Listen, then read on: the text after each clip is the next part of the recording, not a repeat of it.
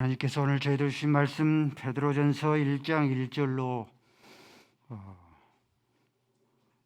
5절까지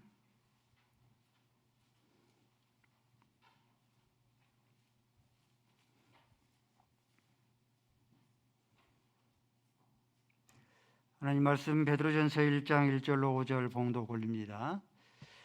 예수 그리스도의 사도 베드로는 본도, 갈라디아, 갑바도기아, 아시아와 비두니아에 흩어진 나그네 곧 하나님 아버지의 미리 아심을 따라 성령이 거룩하게 하심으로 순종함과 예수 그리스도의 피뿌림을 얻기 위하여 택하심을 받은 자들에게 편지하노니 은혜와 평강이 너희에게 더욱 많을지어다.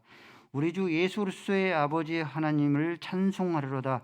그의 많으신 긍휼대로 예수 그리스도를 죽은 자 가운데서 부활하게 하심으로 말미암아 우리를 거듭나게 하사 산 소망이 있게 하시며 썩지 않고 더럽지 않고 쇠하지 아니하는 유업을 있게 하시나니 곧 너희를 위하여 하늘에 간직하신 것이라. 너희는 말세에 나타나기로 예비하신 구원을 얻기 위하여 믿음으로 말미암아 하나님의 능력으로 보호하심을 받았느니라. 아멘. 아버지 하나님, 연일 연야 코로나가 폭증하고 있고 폭염 속에 저희들이 힘들게 살아나가지만 하나님의 지음받은 피조물 창조주인 것을 저희들이 고백하며 주 앞에 나와서 하나님께 나와 예배합니다. 우리의 예배를 주께서 받으시고 하나님께서 주의 말씀의 은혜를 사모하는 자들에게 주의 말씀의 은혜를 주시사 말씀이 힘이 없는 자에게, 무능한 자에게 힘을 더하시며 소망이 없는 자에게 하나님께서 소망과 능력과 권세를 하나님께서 베풀어 주옵소서. 예수 그리스도의 이름으로 기도 올리옵나이다. 아멘. 야고보서 강해를 마치고 오늘부터 베드로 전서 후서 계속 이어져 가도록 하겠습니다. 먼저 서론을 살펴보면은 베드로전서가 기록된 시대적인 배경입니다. 네로 황제 로마 시내에 방화를 했죠. 사이코 기질이 좀 있습니다. 로마 시내에 방화를 한 시기가 AD 64년 7월 19일입니다. 이때로부터 이제 로마 황제의 10대 황제의 박해가 본격적으로 시작이 되어집니다. 313년 콘스탄 대제가 기독교를 공인하는 그 순간까지 로마 황제의 10대 황제의 박해가 본격적으로 시작이 됩니다. 베드로의 마지막 사역지 로마에 이르는 때는 방화 사건이 일어나기 AD 63년 말에서 64년 초에 이르렀습니다. 그리고 로마 황제 네로 황제의 방화 사건이 있었고 그 책임을 기독교인에게 돌려서 기독교인들이 많은 참수형을 당할 때에 영화로 만들어졌던 코바디스 토민의 주여 어디로 가시나이까 하는 그런 배경이 되기도 했습니다. 그러므로 베드로 전서를 후서를 기록한 목적이 무엇인가? 그것은 이제 얼마 안 있으면은 본격적인 로마 제국에 의한 기독교의 박해가 본격적으로 시작되는데 이 장차 다가올 고난과 박해와 핍박에 대한 성도의 위로, 소망, 이것을 격려하기 위해서 베드로 전서가 후서가 기록이 되어졌습니다. 그러므로 베드로 전서는 격려의 서신이다. 이 베드로 전서는 소망의 서신으로 그렇게 불려집니다. 베드로 전서의 저자가 누구인가? 베드로 전서니까 베드로가 아니겠는가라고 생각할 수 있는데 어부 출신인 베드로라고 하기에는 베드로 전서 후서가 너무나 문체가 화려하고 세련되어 있어요. 또 베드로 전서 후서는 당시 세계 공통어인 헬라어로 기록되어 있어요. 어부 출신인 베드로가 헬라어를 능숙하게 사용하지 못했습니다. 누가 베드로 전후서를 기록을 했는가? 대피를 한 겁니다. 실루아노. 베드로전서 5장 11절 말씀에 기록하고 있습니다. 내가 신실한 형제로 아는 실루아노로 말미암아 너희에게 간단히 써서 공언하노니. 실루아노가 베드로가 이렇게 말을 일러주면은 조금 다듬어서 대피를 했습니다. 수신자가 누구인가? 오늘 본문에 나와 있는 것처럼 1절에 나와 있는 것처럼 흩어진 나그네들입니다. 디아스포라죠. 흩어진 나그네는 역사적으로 언제 만들어지는가? 북이스라엘이 722년에 아수르 제국의 멸망을 당하고 남유다가 586년에 바벨론 제국의 멸망을 당하는데, 이때 멸망을 당하면서 세계 각국으로 유대인들이 흩어졌어요. 그래서 그때부터 이제 흩어진 나그네라 하는데, 본문에 나오는 이 흩어진 나그네들은 유대교에 머물고 갇혀 있다가 기독교로 개종한 흩어진 나그네를 의미합니다. 여기에서 이제 여러 지명이 나오죠. 본도, 비두니아, 갑바도기아, 아시아 막 이렇게 나오죠. 지도 한번 봐볼까요? 예, 조금 잘린 것도 같은데 그대로 나왔네요. 한번 봐볼까요?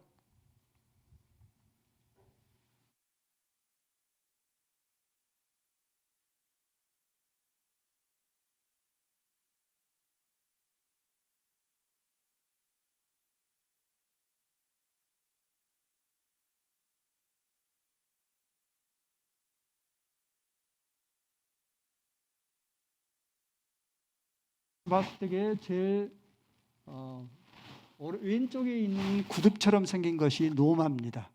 노마 옆에 고린도라고 써 있죠. 지금의 그리스 아덴입니다. 그리고 드로와 본도 있죠. 지금의 나라의 터키예요. 그리고 터키 나라에 이제 당시의 지도명들이 기록이 되어져 있죠. 본도, 가장 위에가 본도입니다. 그 옆에가 비두니아. 기둥 성자가 있는 성지순례를 가면 반드시 들리는 대련교회가 있는 갑바도기아입니다. 동쪽에 중동 쪽에 이렇게 머물러져 있죠. 그리고 한 가운데가 갈라디아예요. 갈라디아, 비시디안 이렇게 있고요. 이제 갈라디아 밑에가 사도 바울의 고향인 이 고향이 있습니다. 그리고 왼쪽 여러분들이 봤을 때에 그 아시아가 있죠. 아시아입니다. 이렇게 이런 성경적인 지명들을 가지고 있습니다. 베드로 전서는 수신자가 흩어져 있는 나그네에게 주신 서신 편지입니다. 근데 이 흩어진 나그네들이 삼위 하나님의 은혜와 평강을 받아 얻은 바 되었다, 누린 자 되었다라고 말씀합니다. 흩어진 나그네가 삼위 하나님의 어떤 은혜와 평강을 받아 누렸는가? 성부 하나님이 미리 아셨다. 성자 예수님의 핏부림을 얻었다. 성령 하나님의 거룩함을 입었다라고 기록하고 있어요. 성부 하나님이 흩어진 나그네들을 미리 아셨다 했습니다. 흩어진 나그네를 미리 아셨는데 언제부터 아셨는가? 에베소 1장 4절 말씀에는 창세전에 그리스도 예수 안에서 너희를 택정하사 했어요. 세상이 만들어지기도 전에 창세전에 너희를 아셨다, 택정하였다. 100원짜리 저희 어렸을 때에 지폐 화폐가 있었습니다. 영상 그림, 예. 저희 어렸을 때에 썼던 100원짜리 지폐 화폐입니다. 근데 이것이 지금 현 시세가로 최저가가 25만 원입니다. 100년이 지나면 여러분들 이 100원짜리 이 화폐의 가치가 얼마나 될 것 같습니까? 100년이 지나면은 지금 25만 원이니까 최소 100만 원 정도는 하지 않겠습니까? 300년이 지나면은 미이라처럼 잘 보관되어서 박물관에 잘 보관되어 있으면 300년이 지나면은 뭐 급등할 수 있으면은 3천만 원도 하겠잖아요. 근데 이것이 500년이 지나고 1000년이 지나고 박물관에 잘 보관되어 소장되고 있다고 한다면은 이 100원짜리 지폐가 백지수표가 됩니다. 천문학적인 가치가 되어집니다. 저와 여러분의 가치, 하나님께서 우리를 미리 아셨는데 창세전에 우리를 택하셨기 때문에 저와 여러분은 백지수표의 값입니다. 옆에 성도들 봐보세요. 백지수표 값입니다. 옆에 사람들 한번 봐보세요. 백지수표의 값들입니다. 가치죠. 천문학적인 가치의 존재입니다. 예수 그리스도의 핏부림을 얻는 자들이다. 우리가 잠시 영상 한번 봤죠? 새끼 사슴이 악어에게 먹잇감이 되려고 하니까 이 모습을 보고 새끼 사슴을 살리기 위해서 어미 사슴이 물속에 뛰어들어서 악어의 먹잇감이 되지 않습니까? 성경 공부를 하면서 집사님께서는 자녀를 대신해서 어미 사슴처럼 대신 죽을 수 있겠습니까? 물었습니다. 쉽지 않겠다고 하더라고요. 저도 쉽지 않습니다.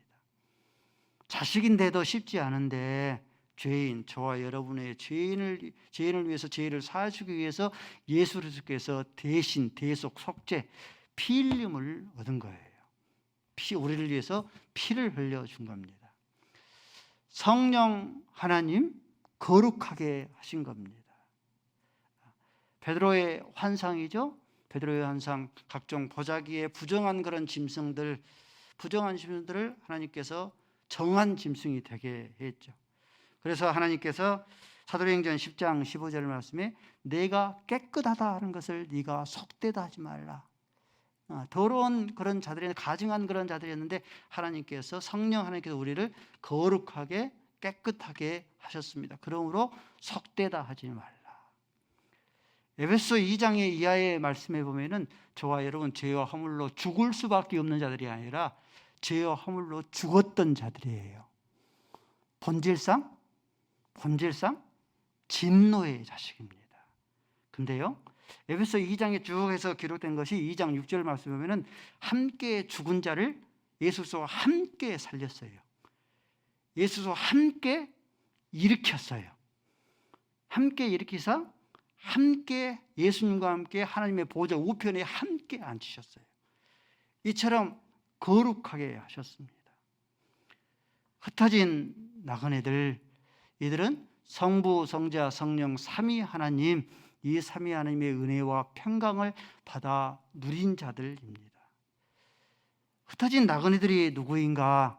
바로 성도, 저와 여러분이 바로 흩어진 나그네들입니다. 땅 위에서 흩어진 나그네의 삶이 어떻습니까? 흩어져서 살아야 되기 때문에, 나그네의 그런 삶을 살아야 되기 때문에 나라도 없고 고향도 없고 이방인의 땅에서 괄치받고 천대받고 무시받는 그런 삶을 살아나가지만은 성삼위 하나님의 은혜와 평강을 받아 누린 자 되기 때문에 성부, 성자, 성령 삼위 하나님 앞에서는 저와 여러분이 하나님 나라의 보물 1호입니다. 하나님 나라의 보물 1호예요. 우리 사랑하는 성도 여러분들, 여러분 스스로 나는 하나님의 나라의 보물 1호다라고 그렇게 여기십니까? 그렇지 않으면 나는 못났어. 자기 자신을 폄하하십니까? 성삼위 하나님의 은혜와 평강을 받아 누리는 그런 성도들이 얼마나 존귀하고 보배로운 그런 존재인가. 천사이죠. 모든 천사들이 하나님의 자녀의 신분을 지닌 성도를 부러워합니다. 히브리서 1장 14절 말씀입니다. 모든 천사는 섬기는 영으로서 구원받는 상속자를 섬기라고 보낸 자가 아니냐. 천사가 대단한 존재가 아니라 구원받는 저와 여러분들 성도들을, 상속자들을 섬기라고 보낸 하나님의 섬김의 영입니다. 하나님의 나라에서 천사와 성도를 굳이 서열을 따지자라고 할 것 같으면은 이 천사는 종의 영을 지녔습니다. 근데 성도는 양자의 영을 지었어요. 이런 집이 있습니다. 집이 있는데 관리인이 더 높습니까? 그렇지 아니하면 양자가 더 신분이 높습니까? 그러죠? 양자라 할지라도 양자의 영을 지닌 그 양자가 신분이 더 높은 것 같죠. 하나님의 자녀의 신분을 지닌 그런 성도를 이 천사는 부러워합니다. 모든 피조물이요, 많은 피조물들이 있는데 모든 피조물들이 성도를 부러워해요. 로마서 8장 19절 말씀입니다. 피조물이 고대하는 것이 있어요. 많은 피조물들이 있지 않습니까? 이 많은 피조물들이 고대하는 것이 있는데 그것은 하나님의 아들들, 성도가 나타나는 것을 간절히 고대합니다. 20절 말씀에 간절히 고대하는 그런 이유가 무엇인가? 그 이유는 지금은 피조물이 허무한 데서 굴복하고 있어요.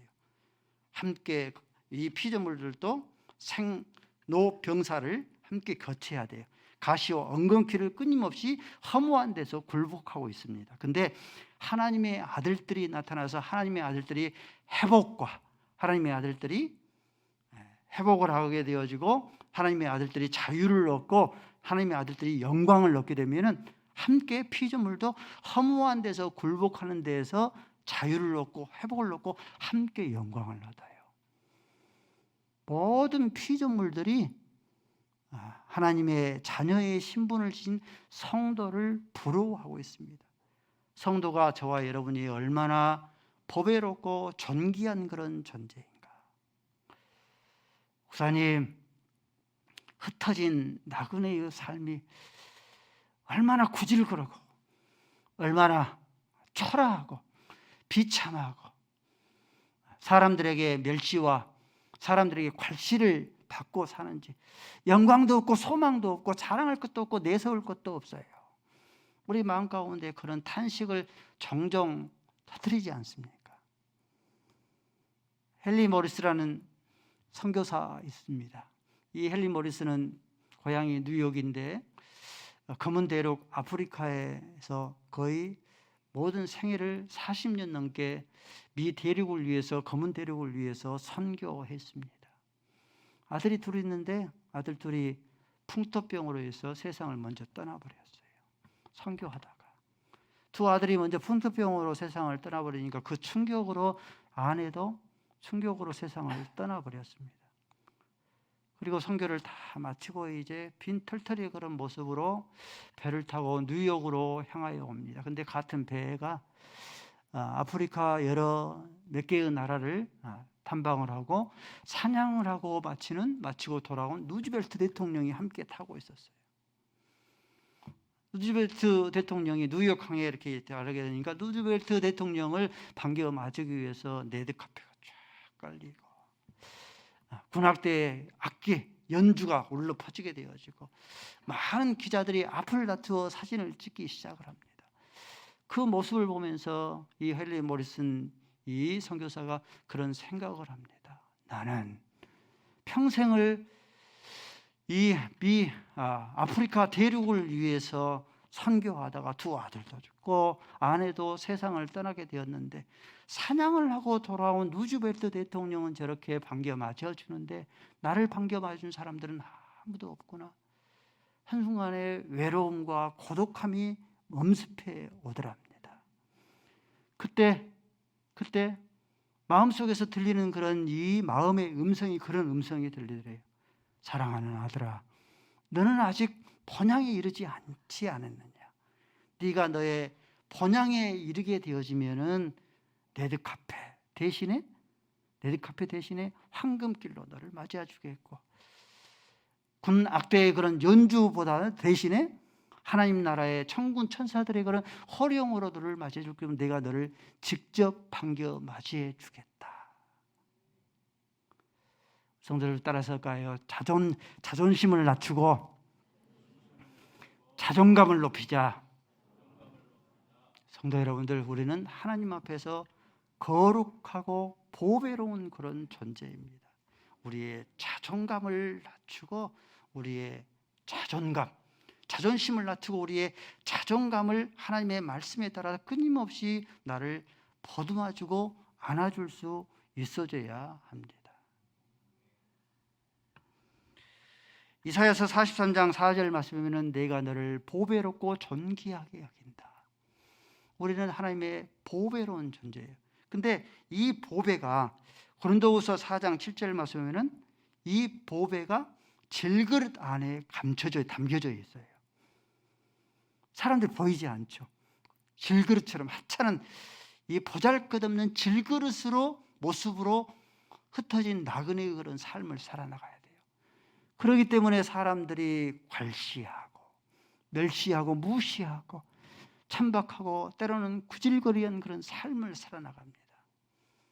그러나 저와 여러분이 질그릇 안에 보배가 담겨져 있으니 저와 여러분들이 예수 그리스도 안에 머물러 있을 때 요한계시록 22장 5절 말씀에 예수와 함께 죽고 함께 일으키고 함께 하나님의 보좌의 우편에 앉아서 하나님의 보좌 우편에서 예수와 더불어서 세세토록 왕노릇하리로다.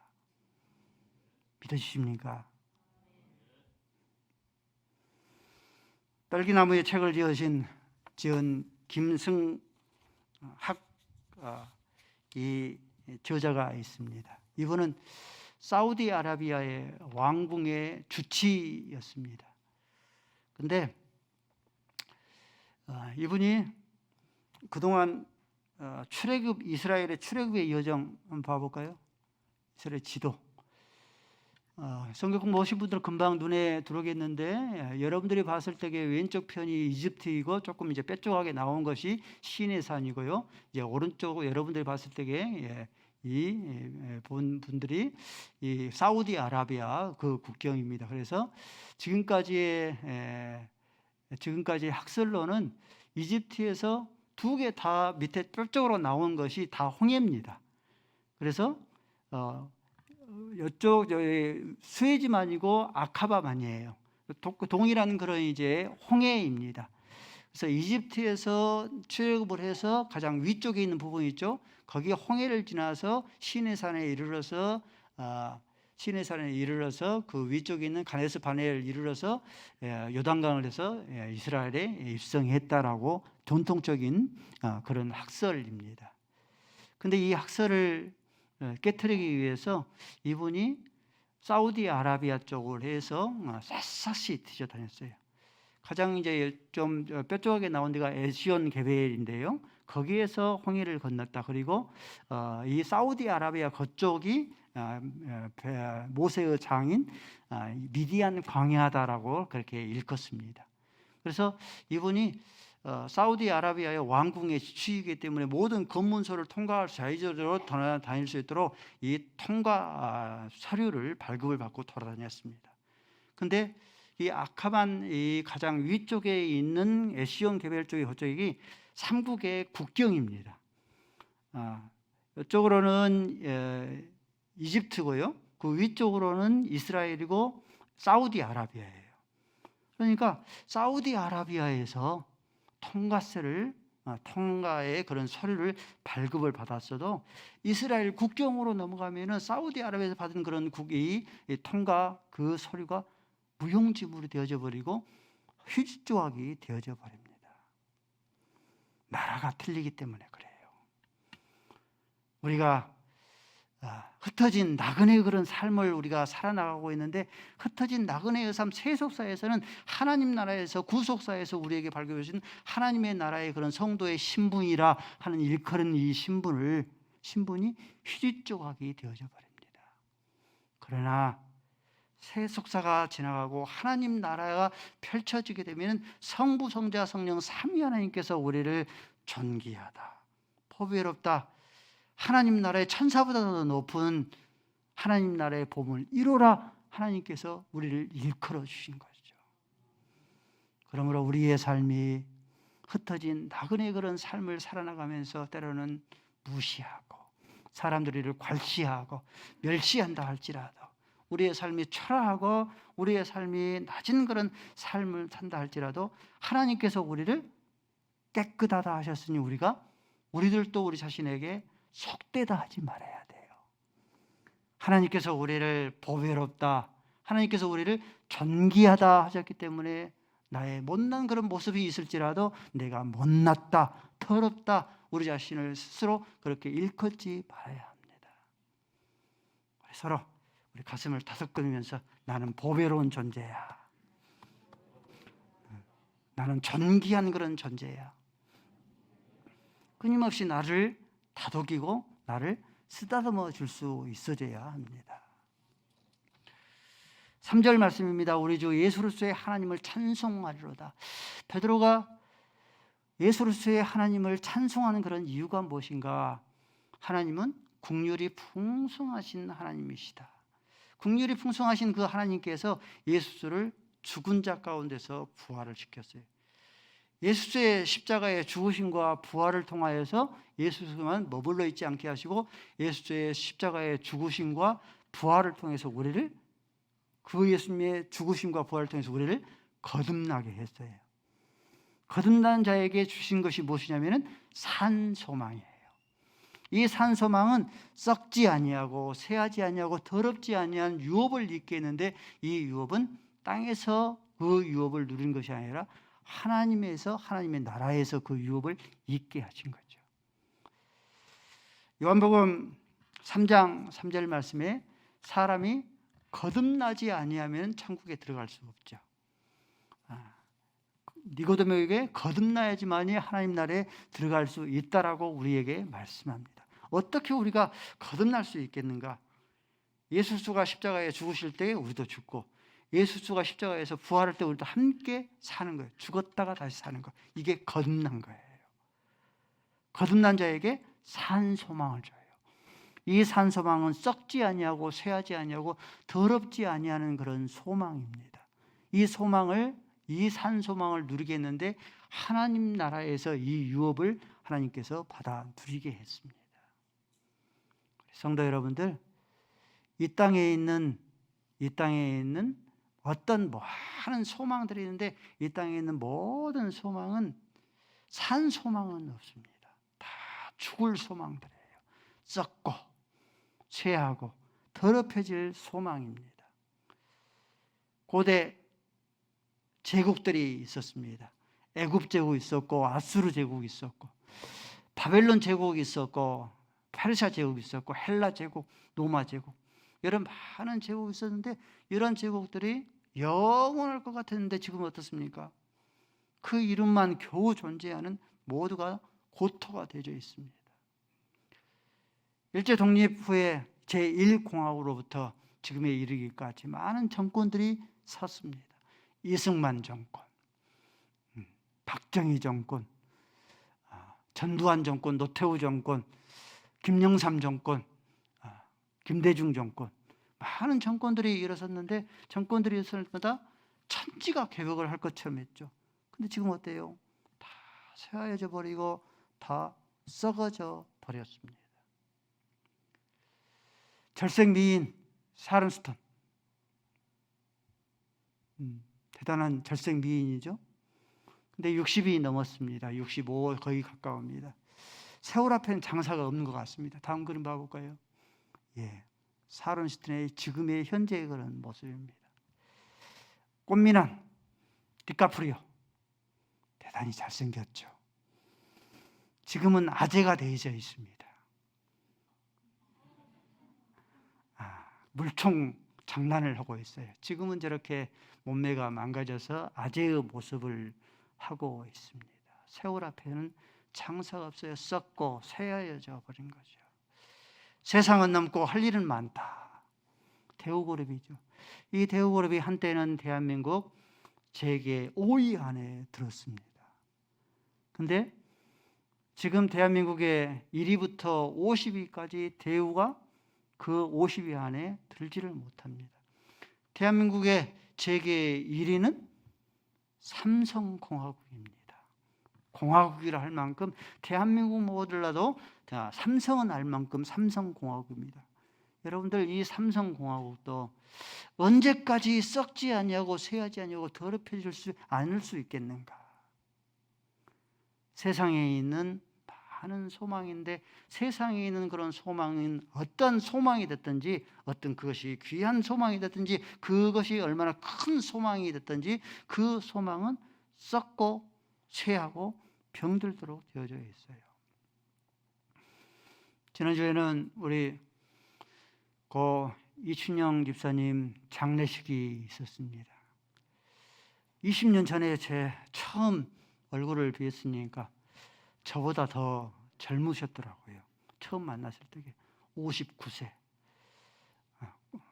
잘생기셨고 악수를 하면은 손에가 힘이 넘쳐났어요. 아주 엷은 그런 미소를 이렇게 짓고 더운데 고생하시오.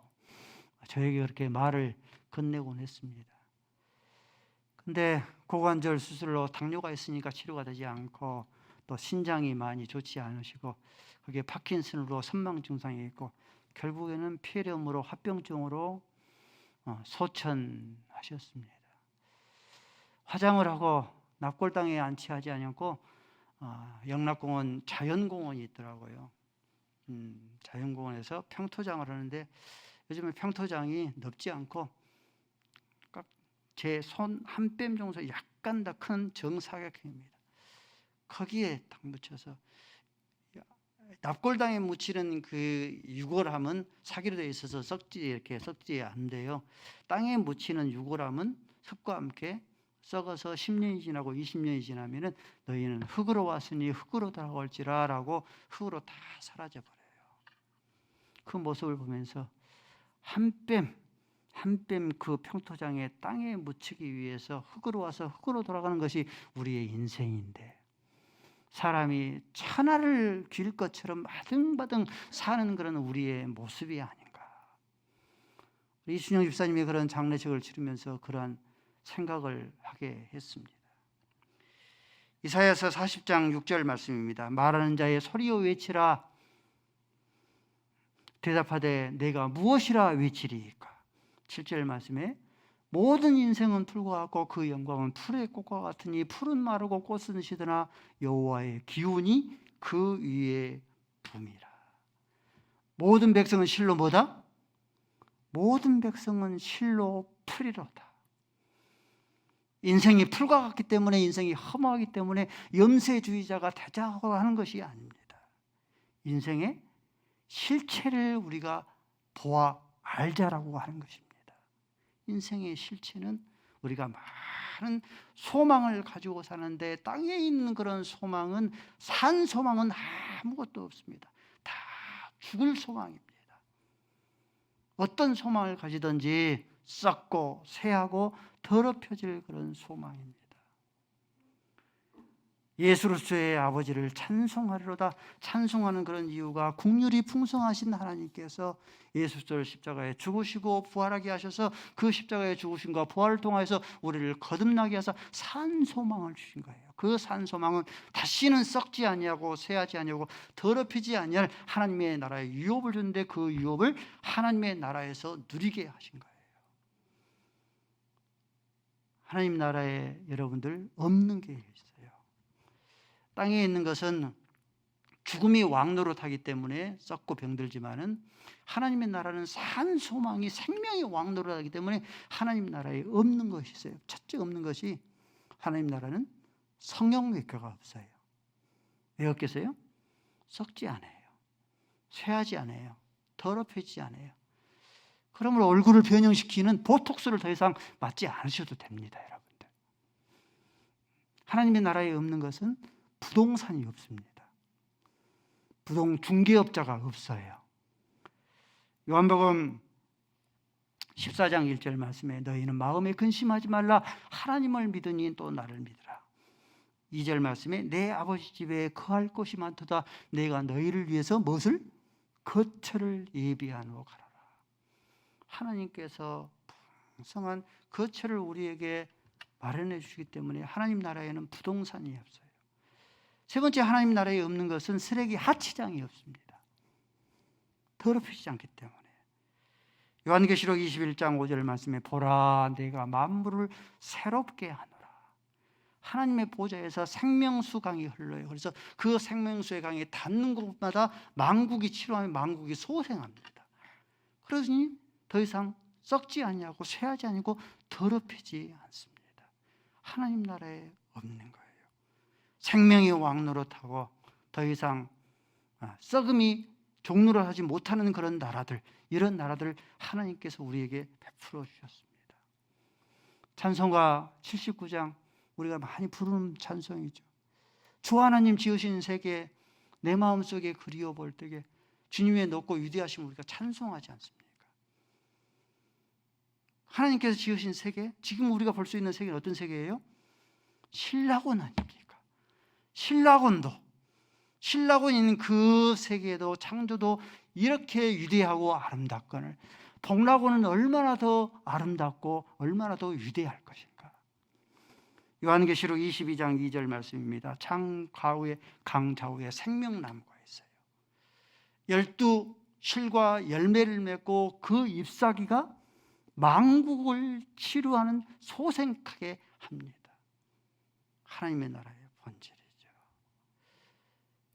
대한민국의 대표적인 석학 세 사람을 들라고 하면은 서울대 명예교수 손봉옥 교수, 100세까지 넘어서까지 활동하고 있는 김영석 교수, 또 문체부 장관이었던 이효령 교수, 대한민국을 대표하는 새 석학이라고 우리가 대표할 만하죠. 석학이죠. 이분들이 존재하지도 아니하는 이런 복락원을 신뢰하고 신봉하는 게 아니에요. 그렇죠? 모두 기독교인들입니다. 복락원, 하나님의 나라 그 복락원을 마음의 눈이 밝아져 그 복락원을 신봉하고 신뢰하고 있습니다. 에베소서 1장 18절 말씀에 저와 여러분의 마음의 눈이 밝아, 마음의 눈이 우리 사랑하는 성도 여러분 가운데 모두 마음의 눈이 밝아지기를 원합니다. 그래서 그 마음의 눈이 밝아져서 사도 바울이 목이 터져라 외치는 거예요. 부르심의 소망이 무엇이며 하나님께서 우리에게 주신 기업의 영광의 풍성이 무엇이며 하나님 나라에서 우리가 기업을 이룰 자인데 그 기업의 영광의 풍성이 무엇이며 그 힘의 유력으로 역사하사 우리에게 베풀어 주시는 능력의 지극히 크심이 어떠하심을 너희로 깨달아 알기를 원한다. 사도 바울이 마음의 눈이 밝아져서 알기를 원한다고 목이 터져라고 외치는 겁니다. 하나님께서 우리를 위해서 예비하신 복락원의 그런 모습입니다. 하나님께서 우리에게 썩지 아니하고 쇠하지 아니하고 더럽지 아니하는 산 소망을 하나님께서 주신 바 되셨기 때문에 하박국 선지자의 그런 고백처럼 외양간에 소가 없고 우리의 양이 없을지라도 우리가 하나님의 나라 복락원을 우리가 바라보면서 산 소망 때문에 우리가 기뻐할 줄 알고 감사할 줄 알고 미래 것을 당겨서 즐길 줄 아는 우리 성도들이 될 수 있기를 바랍니다.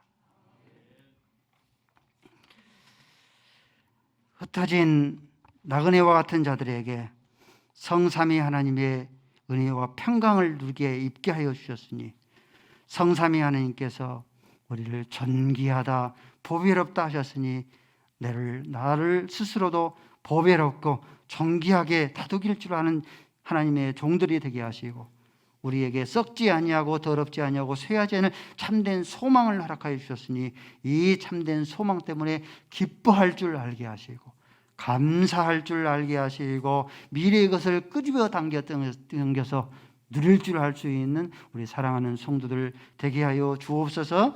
예수 그리스도의 이름으로 기도 올리옵나이다. 아멘.